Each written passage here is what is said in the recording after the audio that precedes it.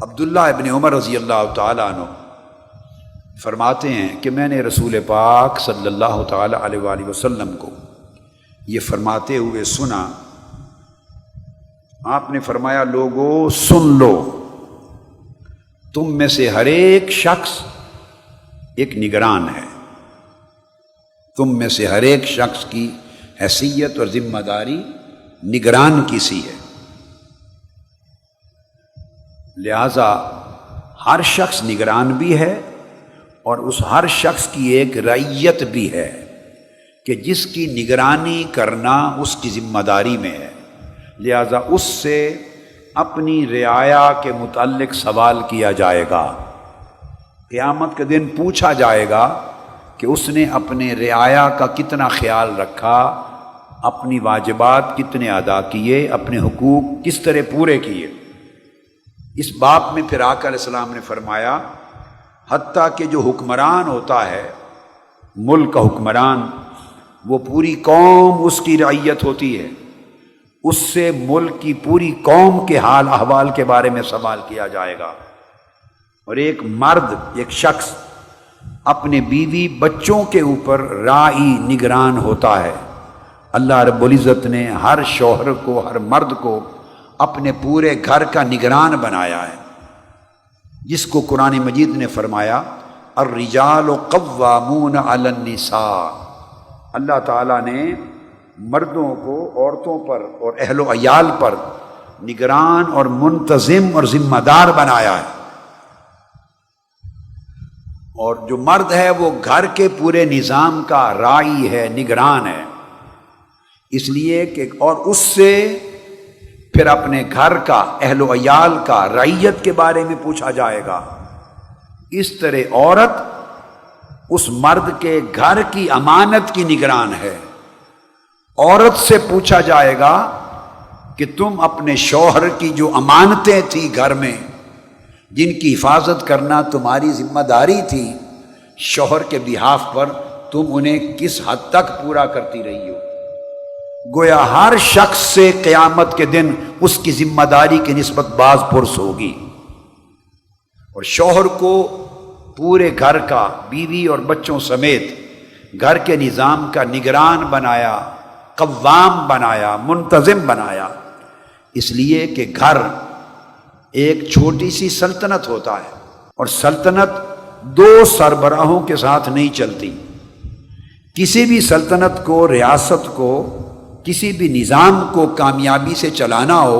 تو اس سلطنت، اس ریاست اور اس نظام کے لیے ایک کو سربراہ ماننا پڑتا ہے۔ اللہ رب العزت نے اپنی توحید کے باب میں بھی یہی فلسفہ سمجھایا ہے، اور ارشاد فرمایا لو کان فیہما آلہۃ الا اللہ لفسدتا۔ یہ زمین و آسمان کی ساری کائنات، اس کا خالق و مالک اور رب ایک ہے۔ فرمایا اگر ایک نہ ہوتا اس کا خالق و مالک اور اس نظام کو چلانے والا، بلکہ ایک معبود سے زیادہ معبود ہوتے، تو زمین و آسمان کی کائنات پھر ٹکرا جاتی۔ یہ نظام جس حسن و خوبی سے اور وحدت اور یگانگت کے ساتھ چل رہا ہے، یہ نظام یوں نہ چلتا۔ تو نظام خواہ پوری کائنات کا ہو، خواہ ریاست کا ہو، خواہ ایک گھر کا ہو، نظام ہوتا ہے، اسے یگانگت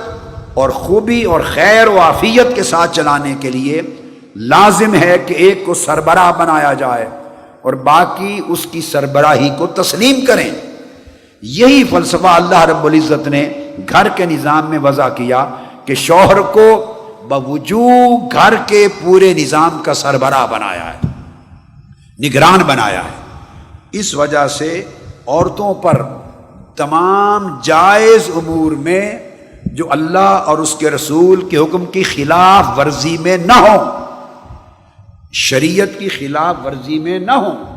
تمام جائز امور میں عورتوں کے لیے، بیویوں کے لیے واجب کیا کہ وہ شوہر کی تابعداری کریں،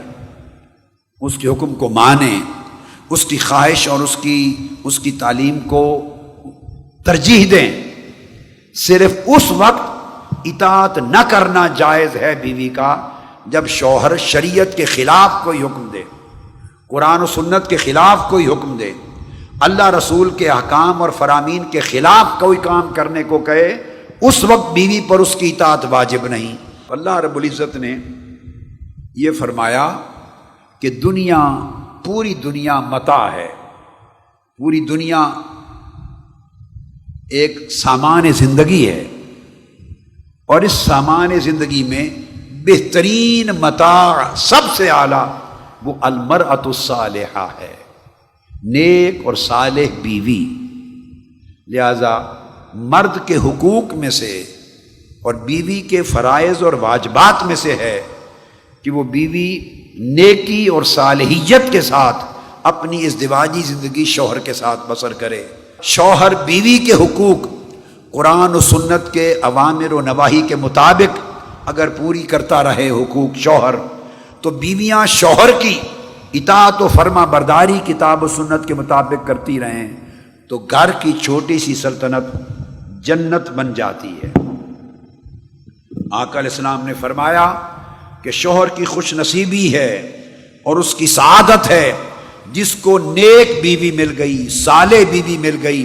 وہ بیوی جو عمل میں نیک ہے، وہ بیوی جو صالح ہے، وہ بیوی جس کا اخلاق اچھا ہے، جس کی طبیعت نرم ہے، جو شوہر کے ساتھ معاملت کرتی ہے، جو شوہر کی امانت کی حفاظت کرتی ہے، جو شوہر کو خوش رکھتی ہے، اس کے لیے گھر کو جنت بناتی ہے، یہ سعادت ہے اس مرد کی۔ اور فرمایا یہ بدبختی ہوگی اس شوہر کے لیے کہ جسے بد مزاج اور بری بیوی مل گئی، کہ جو شوہر کے گھر میں داخل ہوتے ہی ایک دنگا فساد قائم کر دے اور گھر کے پورے ماحول کو پراگندہ کر دے اور ہر وقت لڑائی جھگڑا کرے اور شوہر کی فرما برداری کو دل و جان اور ذہن سے تسلیم نہ کرے، اور وہ سربراہی جو اللہ اور اس کے رسول نے اس کو دی ہے گھر کی سلطنت پر اس کا انکار کرے، تو پھر گھر میں فساد ہوگا کہ وہ بیوی المرأۃ السوء، بری بیوی ہے جس کی وجہ سے گھر جہنم بن جاتا ہے۔ یہی وجہ ہے کہ حضرت ثوبان روایت فرماتے ہیں کہ آقا علیہ الصلوۃ والسلام سے عرض کیا، یا رسول اللہ ای المال نتخذ، ہم کون سا مال حاصل کریں، کس مال کو اختیار کریں؟ آقا علیہ السلام سے پوچھا، آپ نے فرمایا 3 چیزیں ایسا اللہ کا مال ہیں، اگر وہ تمہیں مل جائیں تو تمہاری اس سے بڑھ کر سعادت کوئی نہیں۔ اللہ سے مانگو اور کوشش کرو کہ تمہیں یہ 3 چیزیں ملیں۔ فقال لیتخذ احدکم قلبا شاکرا، کوشش کرو کہ تم اللہ کے حضور سے مانگو کہ تمہیں اللہ کا شکر ادا کرنے والا دل مل جائے، ولسانا ذاکرا، اور ہر وقت اللہ کا ذکر اور اس کی یاد کرنے والی زبان مل جائے، وزوجتاً مؤمنتاً، اور نیک اور صالح مومن بیوی مل جائے۔ اور نیک اور صالح مومن بیوی کی علامت کیا ہے؟ آقا علیہ السلام نے فرمایا تعین احدکم علی امر الآخرہ، نیک اور صالح بیوی کی علامت یہ ہے کہ وہ اپنے شوہر کو صرف دنیاوی امور میں ہی مدد نہ کرے بلکہ دین اور آخرت کے معاملات میں بھی شوہر کی مددگار ثابت ہو۔ ابو ہریرہ رضی اللہ تعالیٰ عنہ روایت کرتے ہیں، قال سئل النبی صلی اللہ علیہ وآلہ وسلم ای النساء خیر، خواتین سنیں، میری بہنیں اور بیٹیاں توجہ سے سنیں، پوچھا گیا یا رسول اللہ عورتوں میں سے کون سی عورت بہتر ہے؟ بیویوں میں سے سب سے بہتر، افضل، اللہ اور اس کے رسول کی نگاہ میں بہتر بیوی کون سی ہے؟ آقا علیہ السلام نے فرمایا قال التی تسرہ اذا نظر الیہا وتطیعہ اذا امر ولا تخالفہ فیما یکرہ فی نفسہا ولا فی مالہ۔ آقا علیہ السلام نے فرمایا وہ بیوی سب سے بہتر ہے اور اس کی زندگی پر اللہ راضی اور اللہ کا رسول راضی ہے کہ جو ہمہ وقت اپنے شوہر کے لیے خوشی، راحت اور مسرت کا باعث بنے۔ یعنی شوہر جب اپنے کام کاج سے تھکا ماندہ واپس آئے تو وہ اسے ایسی خوشگوار موڈ کے ساتھ ملے، نظافت سے، لطافت سے، اچھی چاہت کے ساتھ، محبت سے، مودت سے اس طرح ویلکم کرے، ایسا استقبال کرے، ایسے چہرے کے ساتھ، ایسے کلمات کے ساتھ، ایسا لباس پہنا ہو کہ شوہر کے